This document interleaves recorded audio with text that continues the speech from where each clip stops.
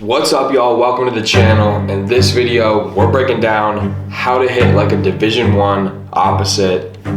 Let's get right into it.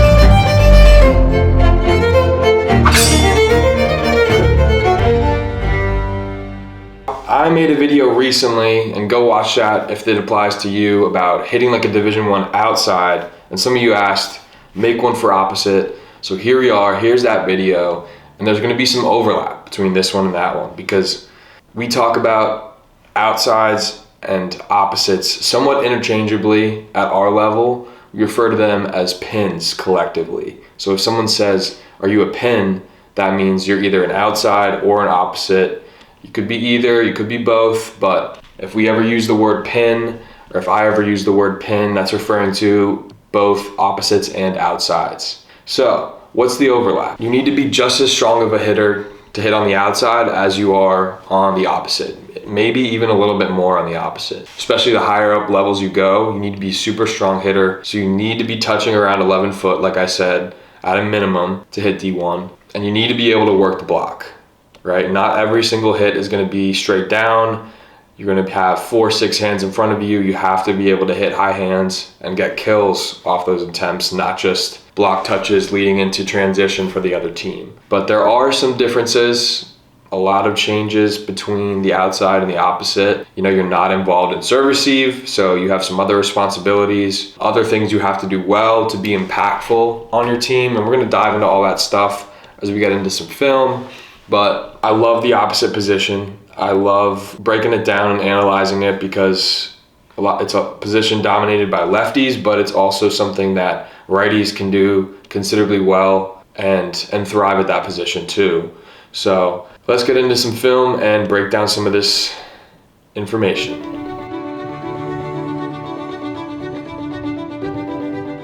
All right, so there's 3 things I want to touch on in this video. The first one is similar to the outside video, how I talked about hitting the bick is necessary. For opposites, you have to hit the D-ball. The D-ball is a back row, mostly a back row quick, coming out of zone 1.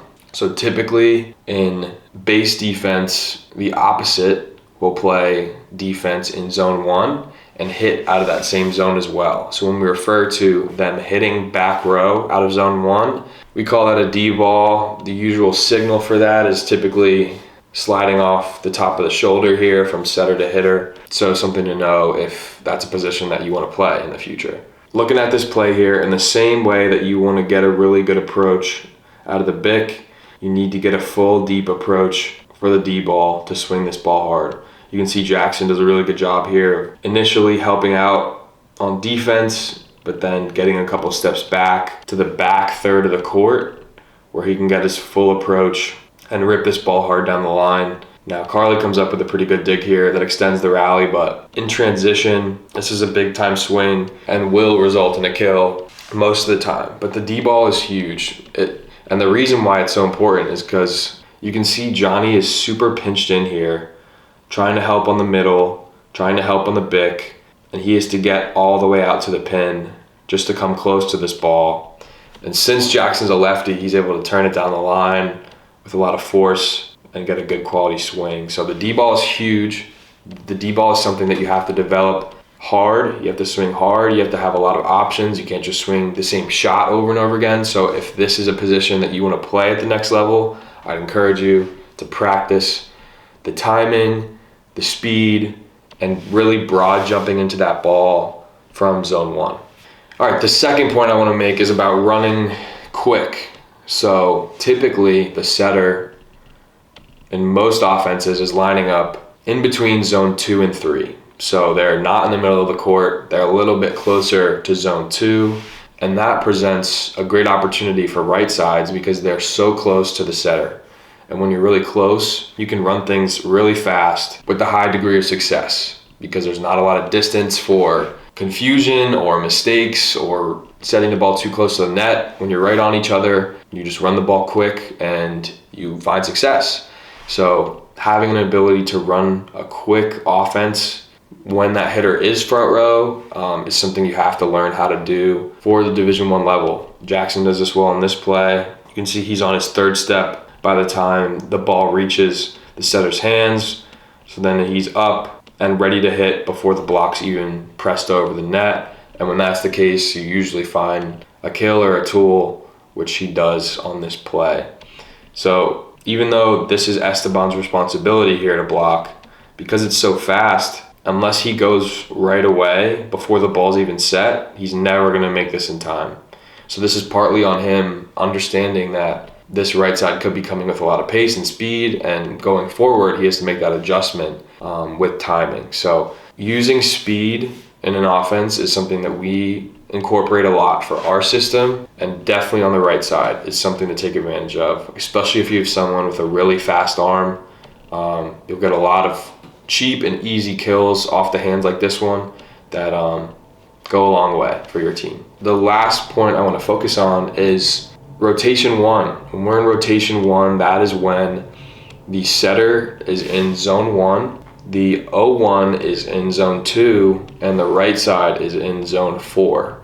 So our right side is front row, our outside is front row, but typically in serve receive, you'll see them set up on opposite sides. So our right side, who typically hits on the right, is now on the left, hitting from the outside. So the point here is that if you're right side, you still have to be able to hit outside at an elite level, because there's at least one rotation out of the 6 where you're going to be hitting outside. So you can see on this play in rotation 1, and this rally kind of extends here, and the right side does a really good job of chiseling that ball off the block in transition, kind of a scramble play here, but gets his feet there, contacts high, and finds the edge of the block. Now, when you find yourself in a situation like this where you have 6 hands up, the guy you want to typically go at is the last one coming into the picture. You don't really want to go for the middle, who's typically the tallest, the strongest blocker, and typically has the time to get there in a good position. But this outside guy, most of the time, they're going to be the one out of position the most. And you can see Will is a little bit late getting to this block, and that's why it results in the kill. But ultimately, if you're a right side, you have to be able to still hit outside. And that's why we talk about pins being mixed. Like, you need to be able to do it all. You have to do it all really well. So that means if you're a lefty, you still have to be able to find ways to put kills down on the outside, which is not a difficult thing to do. There's a lot of lefties that do it, but just the last point I want to hammer home.